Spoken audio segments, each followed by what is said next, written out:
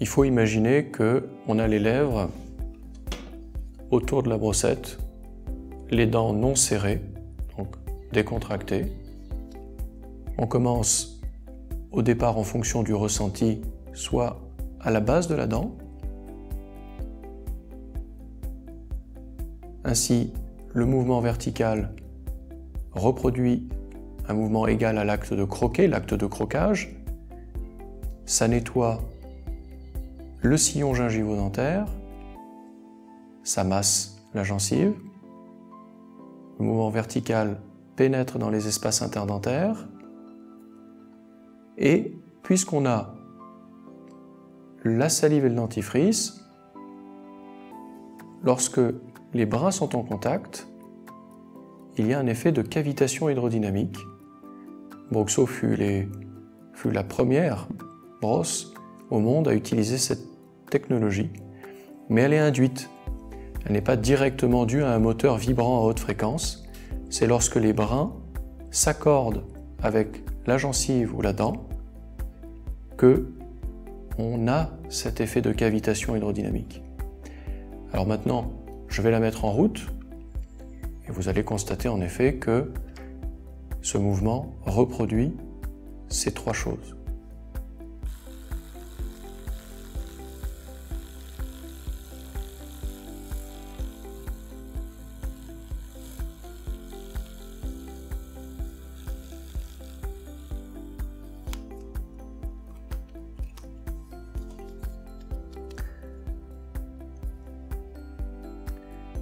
Les faces les plus compliquées à nettoyer sont celles qui regardent donc vers la langue et vers le palais. Et là, vous pourrez le constater, la petite tête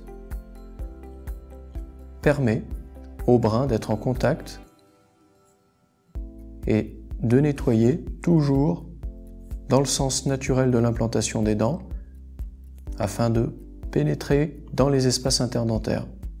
Comme les brins oscillent à la verticale, vous n'avez pas à bouger la brossette. Elle fait le mouvement automatiquement. Il est très important de positionner toujours la brosse à dents à l'horizontale.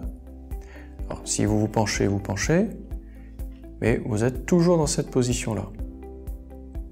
Jamais comme ça. Jamais comme ça.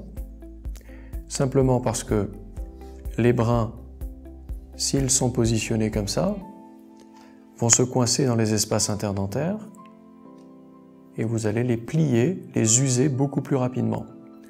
Et aussi parce que ce n'est pas du tout efficace de positionner un mouvement vertical dans ce sens. Voilà.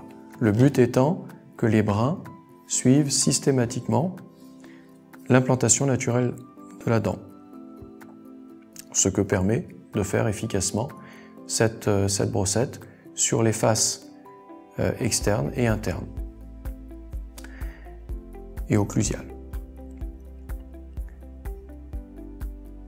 On peut donc, par différentes techniques, s'adapter aux besoins de chacun.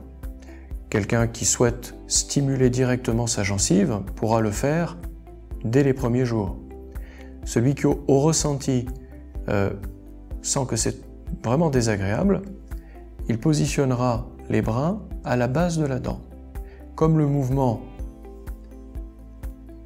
reproduit un mouvement égal à l'acte de croquer, c'est comme quand on croque dans une pomme, la gencive sera stimulée aussi. Et on fait le dessus de la dent et derrière. Pour la première utilisation, mon conseil, c'est de faire une expérience dans la paume de la main.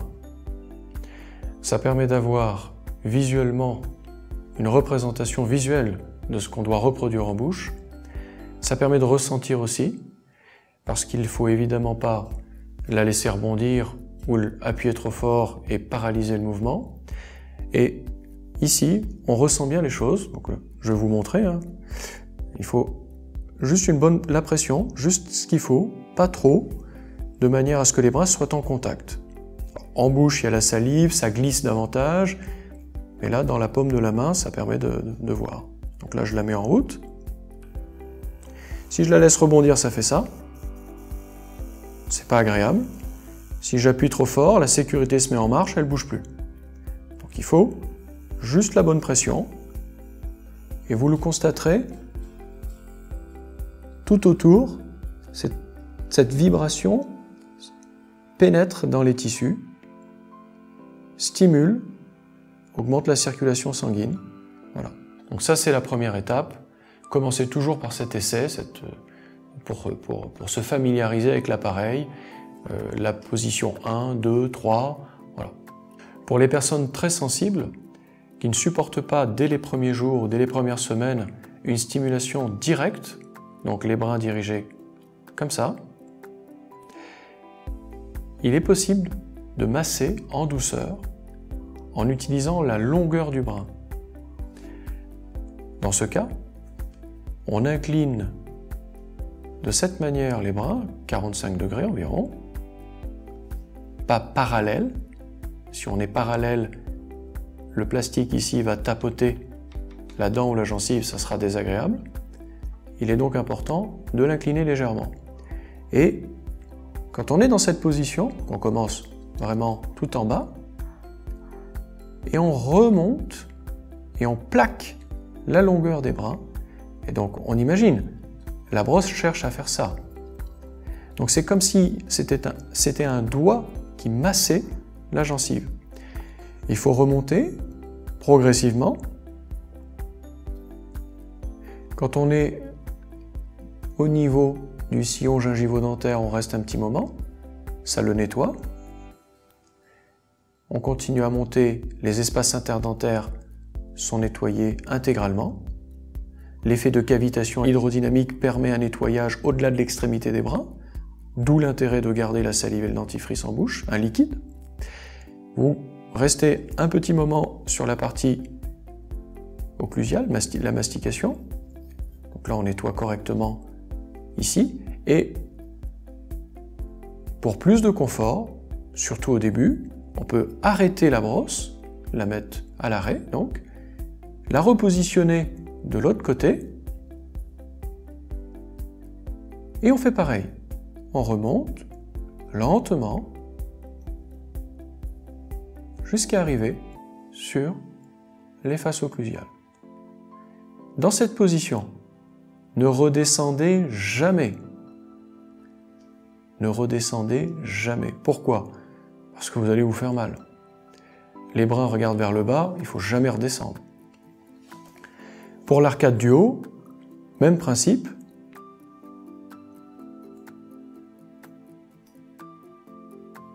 Voilà. On fait un peu au-dessus. On peut arrêter, on la repositionne, on la remet en route. Et on remonte. Sans jamais redescendre. Voilà. Alors c'est très méthodique. Vous commencez par exemple par les dents du fond, puis vous vous déplacez. À chaque fois, vous en faites, disons, une dent. Et le massage, le nettoyage à la base de la dent, sous le liseré gingival, les interstices, les faces visibles, les faces occlusiales, tout est fait. Donc c'est très très méthodique. Et au départ, c'est une méthode qui peut apporter de très bons résultats.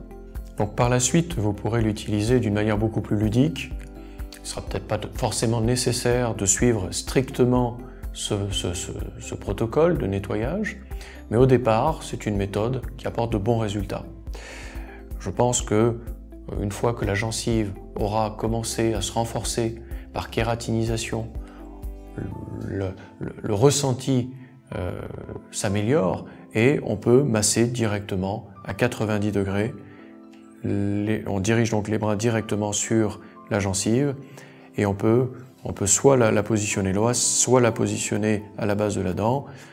On se déplace, on fait devant, au-dessus, derrière, voilà, toujours en ayant à l'idée qu'il faut de préférence un liquide, salive, dentifrice, etc. Donc pour les faces du bas, c'est beaucoup plus facile. Pour les faces du haut, il faut user d'astuces, de techniques, avec la langue, on peut se pencher un petit peu, etc. Mais quelle que soit la position, si on est comme ça, eh bien, on suit. Si on est comme ça, on suit. Mais on ne se met jamais dans une position comme ça ou comme ça.